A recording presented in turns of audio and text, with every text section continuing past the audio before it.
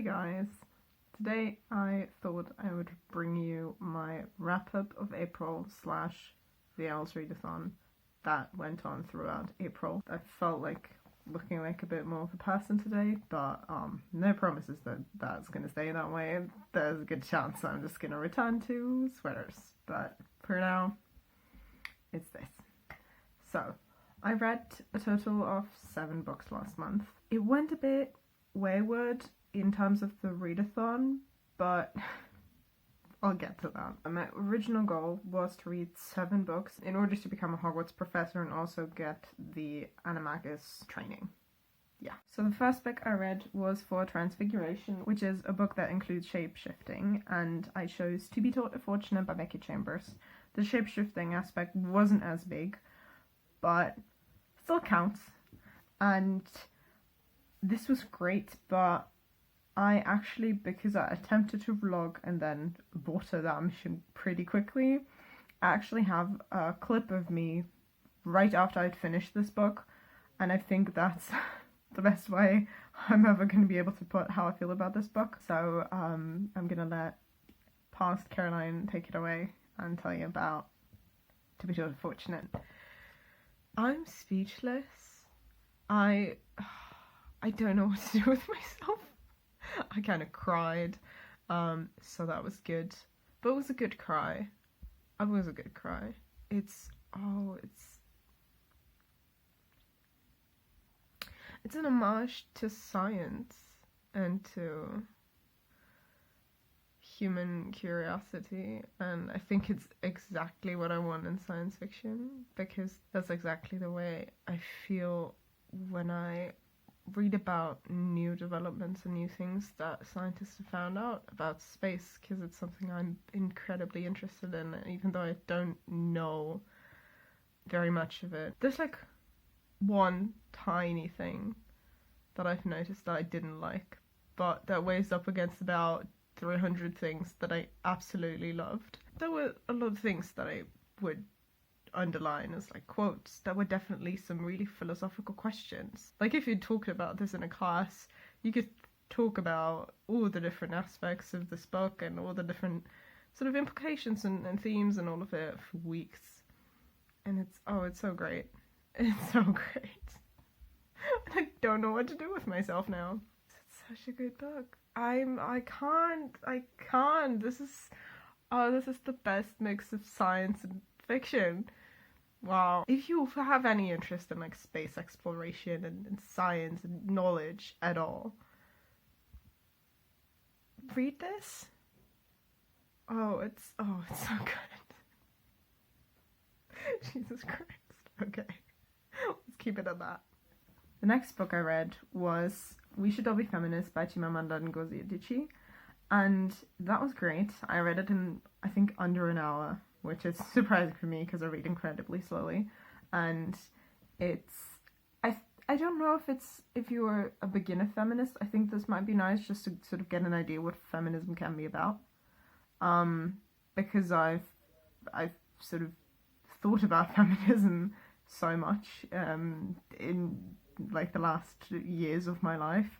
I can't really tell who this might work for the best, but it was great nonetheless, especially for more of a non-Western viewpoint, especially because Chimamanda Ngozi Adichie is from Nigeria, so it's less of the feminism we learn a lot about, which is sort of US-based feminism. And it was great, and I really want to read more of hers because she was very eloquent and very concise in the things she said. This is only about 50 pages long, but there was so much in there, as well as more books about feminism in general. So yeah, I would definitely recommend this. And I read this for Potions, which was a book under 150 pages, which this very much cleared. The next book I read was Politisches Framing by Elisabeth Wehling, which is a German book. The literal English translation would be Political Framing. It's about how we think about politics and how the words and things we say surrounding politics, or in general, the way we talk, determines our thinking. It was very impactful. A little scary if you think about it, but I think a thing you should think about. So it was great, and I would implore everyone to read it. I don't know if there's an English translation, but I'm sure there's similar works in English. It's great. And obviously non-fiction. And I read this for Charms, which was a white cover. At this point, it all went a little bit wayward. So I realized I was really frustrated with what I was reading, that I felt very, very overwhelmed with the books I still had to read.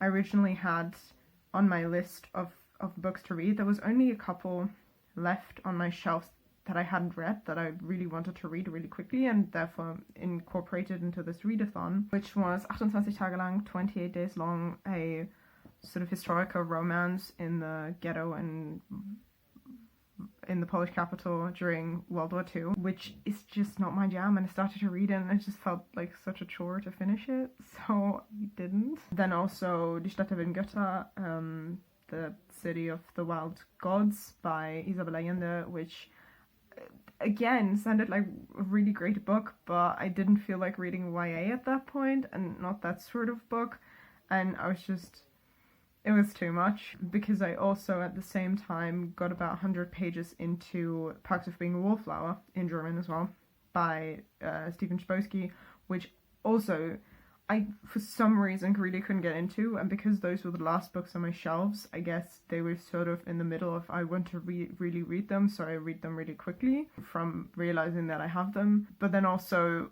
I don't want to get rid of them, so they were sort of in the middle, and I guess I needed this push of really trying to start them to go, no, this is not for me. But that led to a lot of frustration because I didn't have a lot of other books at my disposal to read during this readathon, due to delivery times and all of that, so I decided to go for a different career. I ended up choosing Quidditch referee because the ones that I've already read, plus the one that I'm going to show you in a second, would fulfill those requirements. I'm happy I at least have one full qualification for my O.W.L.s and didn't just go completely haywire with everything. The last two that I read for the qualification, the first one is The Gentleman's Guide to Vice and Virtue by Mackenzie Lee. This was great. I didn't expect the turns in it. I do recommend that you don't look at the map because I feel like that's quite spoilery, and I was definitely spoiled. It helped me because the tension was too much, but it was great. Yeah, there was gay pining and a lot of mischief and all sorts going on, and I really enjoyed it, which I didn't expect because I'm not generally a historical fiction person, but I don't know, maybe it was the gay romance. And at first I was apprehensive about the historical aspects because I thought surely this can't all be realistic, but the author has a BA in history and had a section at the back of the book talking about different aspects of the book and how they were actually handled in those historical times, which was really good and made me a little more confident that this in some capacity could have happened, which I really appreciated.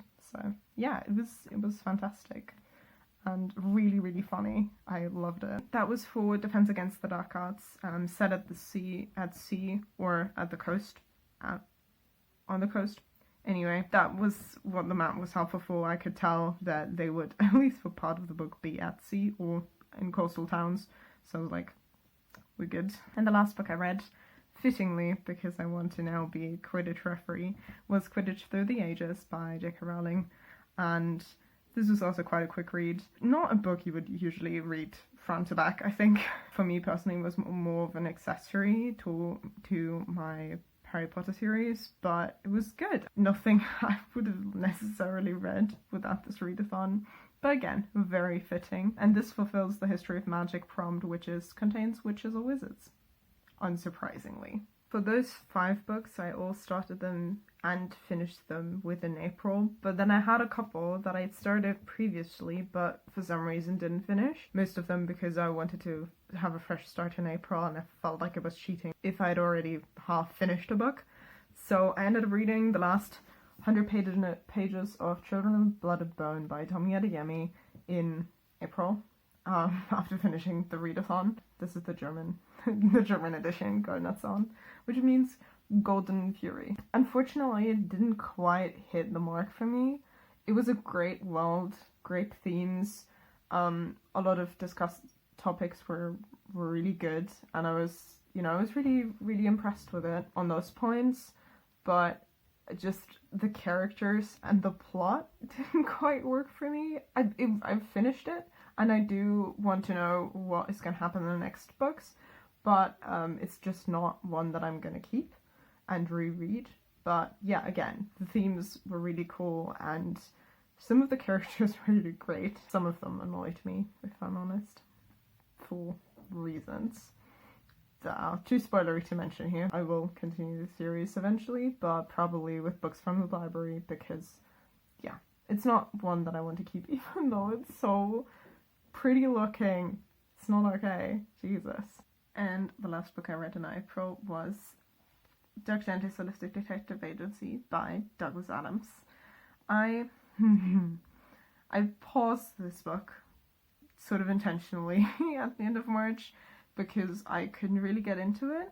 And then the second half that I then read was great. I mean, the fact that you only really meet the title character, sort of like properly meet him like halfway through the book, I was like, that's a choice. But then in the second half, the threads all sort of came together and it all made sense, and it was really funny. Is this like a top book for me? I don't know. Am I going to continue the series? Also unsure. I don't know if I'm going to wait until I read the second book. I think there's a second, maybe potentially some bits in like a third book. I don't know. But I don't know if I'm going to do that before I watch the second season of the TV show. That was also really weird because coming from the TV show, this was not at all similar. They could have also been completely different things, honestly. Didn't help me at all understanding the story. Very Douglas Adams, I would say. And again, the mystery bits of it, or like the detective parts of it, where you just sort of have these things coming together, was really great. And I really enjoyed that. I don't want to say it was great because the beginning was really confusing and a little frustrating for me, but yeah. I don't know about this book. I really, really don't. So yeah, those were all the books I read in April. It was a month. I'm sure it's not going to be that many in May. Honestly, if any. I hope you enjoyed this little wrap-up and you all had good O.W.L.s, and I'll see you in the next video.